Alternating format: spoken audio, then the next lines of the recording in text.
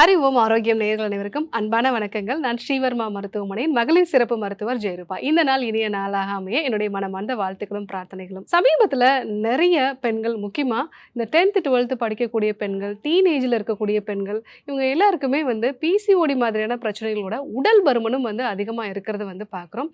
So இந்த ஒரு நிலையில அவங்க எல்லாரும் நினைக்கக்கூடிய ஒரு விஷயம் என்னன்னா, எனக்கு பீரியட்ஸ் இர்ரெகுலரா இருக்கு, உடல் எடை அதிகமா இருக்கு. இந்த ஒரு விஷயம் தான் அவங்க கவனத்துல இருக்கே ஒழிய, இந்த பிசிஓடியோ உடல் எடை அதிகரிப்போ இல்லை ஒருவேளை தைராய்டும் இருக்கு அப்படின்னா அது உங்க எதிர்காலத்தை பாதிக்கக்கூடிய ஒரு விஷயமா இருக்கும் அப்படிங்கிறது தான் நிறைய பேர் கவனிக்க தவறக்கூடிய ஒரு விஷயம்.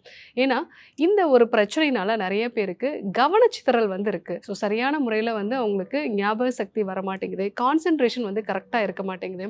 ஸோ இது மட்டும் இல்லாமல் அந்த பீரியட்ஸ் இர்ரெகுலராக இருக்கிறதுனால எப்போவுமே உடல் சோர்வோடு இருக்காங்க. ஸோ நல்லா படித்த ஒரு பொண்ணு தான் டாக்டர். ஸோ 10thலலாம் அவங்க உட்கார்ந்தபடியே படிச்சுட்டே இருப்பாங்க. கொஞ்சம் கொஞ்சமாக வெயிட் போட்டுச்சு. 11லேயும் அதே மாதிரி தான் படித்தாங்க.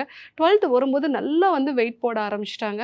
ஸோ காலையில் 7 மணிக்கு போனாங்கன்னா நைட்டு 7 மணிக்கு தான் வீட்டுக்கே வருவாங்க. அதுக்கப்புறமா டியூஷன் போகிறாங்க. அதுக்கப்புறம் நிறைய ஸ்கூலில் கொடுக்கக்கூடிய ஒர்க்கு இது எல்லாமே அவங்க பண்ணும்பொழுது உட்கார்ந்தபடி தான் அவங்களுடைய நாளே இருக்கு. அதே மாதிரி நிறைய ஜங்க் ஃபுட்டும் சாப்பிட்றாங்க. நம்ம எல்லாருக்குமே தெரியும் அவங்க ஹெல்த்தியாக சாப்பிடணும்னு கூட. ஆனாலும் காலையில் 7 மணிலேருந்து சாயங்காலம் 7 மணி வரைக்கும் அவங்க ஸ்கூலில் இருந்துட்டு வராங்க. ஸோ வீட்டுக்கு வந்த பிறகு ஏதாவது ஜங்க் ஃபுட்டு சாப்பிடணுங்கிற மாதிரியான ஒரு கிரேவிங்ஸ் இருக்குது. எவ்வளோதான் கண்ட்ரோல் பண்ணாலும் அவங்கள நம்ம சமாதானப்படுத்த முடியல. ஒரு நாளாவது எனக்கு ஜங்க் ஃபுட்டு கொடுங்க அப்படின்னு சொல்கிறாங்க. அதே மாதிரி நைட் நேரத்தில் சரியான தூக்கமும் அவங்களுக்கு இல்லை. காலையில் எழுந்திருக்கும் போது ரொம்பவே சிரமமாக இருக்குது. ஸோ ரொம்ப டயர்டாக ஃபீல் பண்ணுறாங்க. ஸோ வார இறுதி நாட்கள் எல்லாம் பார்த்தீங்க அப்படின்னா கண்டினியூஸாக தூங்கிட்டே இருக்காங்க. ஸோ நல்ல ஒரு படித்த பொண்ணு தான். இந்த மாதிரி உடல் எடை அதிகரிக்கிறது, இந்த பிசிஓடி மாதிரியான பிரச்சனைகள் இருக்குது, இர்ரெகுலர் பீரியட்ஸ் இருக்குது. ஸோ இதனால் அவங்களுக்கு கான்சன்ட்ரேஷன் குறையுது. ஸோ ஞாபகத்திறன் குறைய ஆரம்பிக்குது. சில பேருக்கு பார்த்தீங்கன்னா செலக்டிவாக மறக்க ஆரம்பிக்குது டாக்டர். எக்ஸாம் டைமில் ஒரு ஸ்ட்ரெஸ் ஆகுது, சரியாக தூக்கம் வர மாட்டேங்குது. அந்த சமயத்தில் எனக்கு அந்த எக்ஸாம் டைமில் சில விஷயங்கள் மட்டும் ஞாபகம் வர மாட்டேங்குது. அதுக்கப்புறமா நான் ரிலாக்ஸாக இருக்கும்போது நல்லா ஞாபகம் வருது. இந்த மாதிரியான ஒரு பிரச்சனையோட நிறைய குழந்தைகள் வராங்க. அது மட்டும் இல்லாமல் இது அவங்க உடம்புல உண்டாகக்கூடிய ஹார்மோன் சம்பந்தமான பிரச்சனை அப்படிங்கிறத தெரிஞ்சுக்காம வீட்டில் இருக்கக்கூடிய அம்மாக்களும் சரி, அதே மாதிரி குழந்தைங்களுமே அவங்கள எனக்கு ஞாபக சக்தி இல்லை, இல்லை என்னால் செய்ய முடியல, நான் ரொம்ப சோம்பேறியாக மாறிட்டேன், இந்த மாதிரி ஒரு செல்ஃப் கில்ட்டி இந்த மாதிரியான விஷயத்திலே அவங்க பாதிக்கப்படுறாங்க. இதனாலேயும் அவங்க ஸ்ட்ரெஸ் ஹார்மோன்ஸ் லெவல்ஸ் அதிகமாகிறத பார்க்குறோம். ஸோ உடல் எடை அதிகரிக்கிறது, ஒரு இர்ரெகுலர் பீரியட்ஸ் அப்படிங்கிறது ஒரு சாதாரண பிரச்சனை இல்லை. ஸோ இது டீனேஜ்லேயோ இல்லை அந்த காலேஜ் டைம்லேயோ வரும்பொழுது அவங்களோட ஃப்யூச்சரையே பாதிக்கும்போது அதை நம்ம எந்த அளவுக்கு முக்கியமாக அதை கவனிக்கணும் அப்படிங்கிறத தெரிஞ்சுக்கணும். ஸோ இந்த மாதிரி ஏன் உடல் எடை அதிகரிக்குது?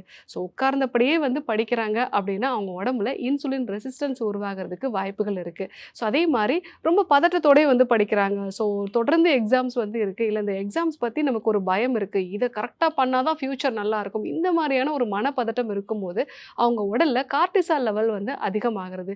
கூடுதலாக எந்த விதமான உடல் உழைப்புமே இல்லை. ஸோ அவங்க நல்லா ஓடி ஆடி விளாண்டுருந்த ஒரு பொண்ணு தான்.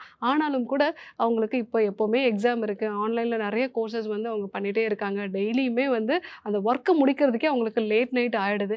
இந்த மாதிரி அவங்க தொடர்ந்து அவங்களுடைய ஒரு ஸ்ட்ரெஸ்ஃபுல்லான லெவல்லே இருக்காங்க. உடல் உழைப்பு எதுவுமே இல்லை அப்படின்னா அவங்க உடம்புல அந்த இன்சுலின் ரெசிஸ்டன்ஸ் இதனால் ஹைப்போதலாமோ பிட்யூட்ரி ஓவேரியன் ஆக்சிஸ் இது பாதிக்கப்படுது. ஸோ இதனால தான் நிறைய பெண்கள் இந்த டீனேஜில் அதே மாதிரி முக்கியமாக இந்த ஒரு 10th 12th காலேஜ் டைமில் உடல் எடை அதிகரிக்கிறத நம்ம பார்க்குறோம். ஸோ நிறைய பெண்கள் சொல்லக்கூடிய ஒரு விஷயம்னா அதிகப்படியான உடல் சோர்வு இருக்குது டாக்டர்.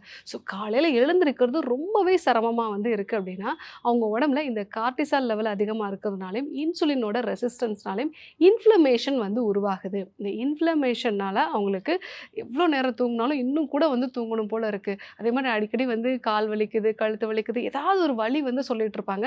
நிறைய அம்மாக்கள் சொல்கிறது உண்டு, இந்த வயசுலலாம் வலியே வராது, எங்களுக்கெல்லாம் எந்த வலியும் வந்ததில்லைன்னு சொல்லுவாங்க.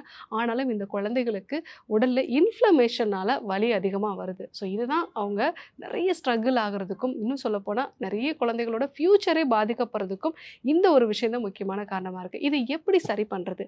முதல்ல அவங்களுடைய உணவு முறைகளில் தான் நம்ம ஸ்டார்ட் பண்ணணும். ஸோ உணவு முறைகளை பொறுத்த வரைக்கும் நல்ல புரோட்டீன் இருக்கக்கூடிய உணவுப் பொருட்களை நம்ம அவங்களுக்கு கொடுக்கணும். ஸோ நிறைய சுண்டல் வகையான உணவுப் பொருட்களை கொடுக்கறது, அதே மாதிரி காய்கறி கீரைகளை நம்ம கொடுக்கறது. ஸோ அம்மாக்கள் புலம்பக்கூடிய ஒரு விஷயம், நான் இதெல்லாம் செஞ்சு தான் கொடுக்குறேன், ஆனால் உருளைக்கிழங்கு பொரியல் தான் கேட்குறாங்க, ஆனால் இந்த கீரையை சாப்பிட மாட்டேங்கிறாங்க அப்படின்னு சொல்லுவாங்க. அந்த மாதிரி நிலைகளை நீங்கள் கீரையை நல்லா மசிச்சுட்டு ஒரு சப்பாத்தி மாவோட பிசைஞ்சு அவங்களுக்கு சப்பாத்தி மாதிரி கொடுக்கலாம். கொடுக்கலாம். ஸோ ஏதாவது ஒரு சாண்ட்விச் மாதிரி அதில் இடையில வச்சு நம்ம வந்து கொடுக்கலாம். அவங்க எப்படி சாப்பிட்றாங்களோ அந்த முறையில் வந்து நம்ம கொடுக்கும்போது கண்டிப்பாக வந்து சாப்பிடுவாங்க. ஸோ இந்த மாதிரி உணவு சாப்பிடும் பொழுது அவங்களுக்கு நல்ல ஞாபகத்திறன் இன்க்ரீஸ் ஆகுது அப்படிங்கிறத அவங்க உணரும்போது கண்டிப்பாக அந்த குழந்தைகள் அதை ஃபாலோ பண்ணுவாங்க. அடுத்தது ரெகுலராக அவங்களுடைய காலை கடன்களை செய்கிறதுக்கான ஒரு ஊக்குவிப்பு கொடுக்குறது. ஏன்னா நிறைய குழந்தைகள் வந்து காலையில் 7 மணிக்கு ஸ்கூல்னா 6 மணிக்கு தான் வந்து இருந்திருக்காங்க. இதனால் அவங்களுடைய காலை கடன்களை முடிக்க முடியாமல் போகுது. ஸோ இந்த மாதிரி நிலைகளில் அவங்களுக்கு ஸ்கூலில் இருக்கும்போது பசி அதிகமாகுது அப்படின்னா ஜங்க் ஃபுட் வந்து சாப்பிட ஆரம்பிக்கிறாங்க. இல்லை வந்து ஈஸியாக ஒரு எனர்ஜி கிடைக்கிற மாதிரியான ஃபுட்டு தான் அவங்க விரும்புகிறாங்க. இதை தவிர்க்கிறதுக்கு காலை வேளைகளில் நீங்கள் ஒரு 1 மணி நேரம் முன்னாடி அவங்கள வந்து எழுப்பி நல்ல வெந்நீர் வந்து குடிக்க சொல்லுங்கள். ஸோ அப்போ தான் காலை கடன்களை முடிச்சுட்டு அவங்க ஹெல்த்தியான உணவுகளை வந்து எடுத்துக்க முடியும். அடுத்ததாக சின்ன சின்ன உடற்பயிற்சிகளை வந்து ஃபாலோ பண்ண சொல்லுங்கள்.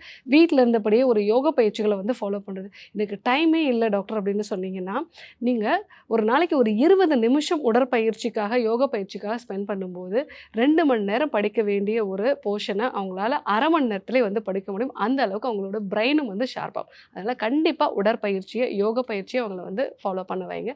ஸோ அடுத்தது தேவைப்பட்ட சில மூலிகைகள் சேர்ந்த மருந்துகள் கொடுக்கலாம். முக்கியமாக பீரியட்ஸ் இர்ரெகுலாரிட்டி இருக்குது அப்படின்னா ஸ்ரீகேர் சிரப் வந்து நம்ம அவங்களுக்கு கொடுக்கலாம். இது கூட அவங்களுக்கு எப்போல்லாம் ஃப்ரீயாக இருக்கோ அப்போ ஒரு முறை டீடாக்சிஃபிகேஷன் வந்து எடுக்கிறது. குழந்தைங்களுக்கு இந்த கில்ட்டி கான்சியஸ் இல்லாமல் கொண்டு வருது. இது வந்து உடலில் இருக்கக்கூடிய ஹார்மோன் சம்மந்தமான பிரச்சனைகள் தான். நல்ல உணவு முறை மாற்றங்களும் வாழ்வியல் முறை மாற்றங்களோட ஆரோக்கியமான மனதும் இருந்தது. ஸோ நம்ம செய்ய வேண்டிய வேலைகளை முறையாக பிளான் பண்ணி நம்ம செஞ்சோம். இந்த மாதிரியான ஒரு அணுகுமுறை இருந்தால் கண்டிப்பாக உடல் எடையும் குறைக்க முடியும். நல்லா வந்து கான்சன்ட்ரேட் பண்ணி படிக்கவும் முடியும். இந்த ஒரு விஷயத்தை குழந்தைகள்கிட்ட நாம தான் வந்து சொல்லணும். ஸோ இந்த மாதிரி விஷயங்களெல்லாம் நம்ம ஃபாலோ பண்ணோம் அப்படின்னா இந்த டீனேஜில் உண்டாகக்கூடிய உடல் எடை அதிகரிப்பை நம்ம ஓரளவுக்கு தவிர்த்துக்கலாம். ஸோ உங்கள் வீட்லேயும் இந்த மாதிரி குழந்தைகள் இருந்தாங்க அப்படின்னா கண்டிப்பாக அவங்ககிட்ட இந்த விஷயங்களெல்லாம் வந்து சொல்லுங்கள்.